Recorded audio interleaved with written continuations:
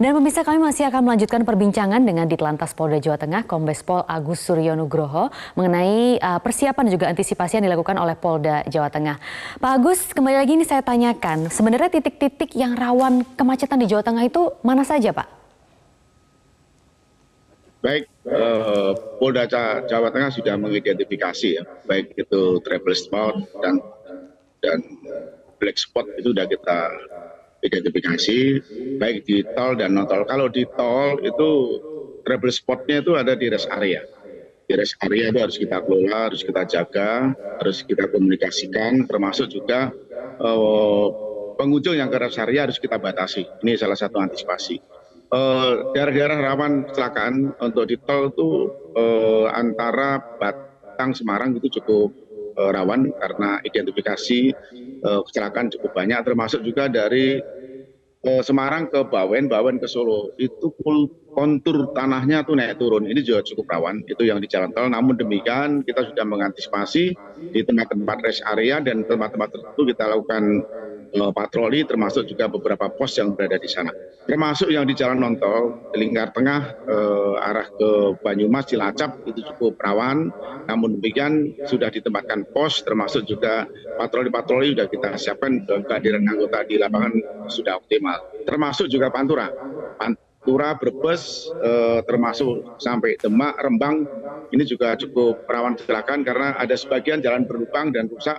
Namun demikian ini sudah kita lakukan upaya-upaya penjagaan, termasuk juga pos-pos yang tersebar seluruh Jawa Tengah sejumlah 253. Ini antisipasi, termasuk juga skenario cara bertindak, baik itu one way, kontraflow, pengalihan arus, termasuk juga pengamanan di tempat-tempat wisata.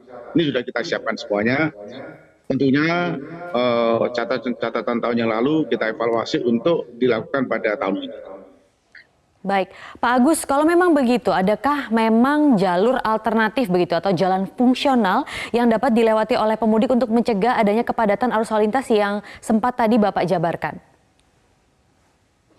Baik, kalau seperti antisipasi kepadatan di Kartosuro, ini ada pertigaan Kartosuro, kita menggunakan tol fungsional, itu dari Kartosuro menuju ke Klaten masih wilayah Boyolali, itu sepanjang 6 km. Ini sudah kita fungsionalkan, di sana juga kita jaga, termasuk juga yang tahun lalu dari tol Demak itu juga belum ada, sekarang sudah ada. Ini cukup membantu untuk mengurai kepadatan yang dari tol menuju ke Pantura, termasuk juga dari tol menuju ke jalur tengah ke Jogja, termasuk ke Solo. Ini ada 2 tol yang kita fungsikan untuk tahun ini sehingga bisa mengurai kepadatan di titik-titik tertentu. Ini sudah kita lakukan koordinasi. Oke, selain itu Pak, biasanya kan kemacetan panjang ini terjadi jika misalnya ada terminal Bayangan begitu ya, atau pasar tumpah, misalnya di samping-samping rest area yang memang sudah semakin menambah kepadatan yang memang sebenarnya sudah padat ya rest area kalau yang tadi Pak Agus jelaskan. Nah, apakah hal tersebut sudah diantisipasi Pak? Ini catatan tahun yang lalu ya, memang rest area itu menjadi catatan khusus. Jadi memang apalagi sekarang bangkitan arus cukup banyak, kenaikan pemudik cukup banyak. Saya memprediksi bahwa rest area tidak akan nampung. Oleh sebab itu manajemen rest area harus kita lakukan komunikasi, pembatasan berkunjung minimal 30 menit, menyiapkan makanan yang take away, termasuk juga kami mengharapkan kepada semua pengemudi, baik itu arus balik dan arus mudik, agar tidak berfokus ke rest area. Silakan keluar tol di kabupaten-kabupaten, silakan nanti bisa menikmati di sana, nanti kembali lagi ke tol. Sehingga rest area itu tidak over, karena memang di tempat-tempat exit tol kita sudah siapkan, termasuk juga kantong-kantong parkir yang memang harus tempat-tempat istirahat. Kalau melihat dari kapasitas dan volume rasio kendaraan yang masuk tol ini, saya yakin rest area tidak akan menampung. Dan ini sudah kita lakukan evaluasi, catatan-catatan, sehingga nanti akan kita lakukan rekayasa buka tutup, termasuk pembatasan pengunjung. Ini moga-moga nanti bisa kita lakukan dan bisa kita eksekusi, termasuk juga exit tol yang sudah kita kelola.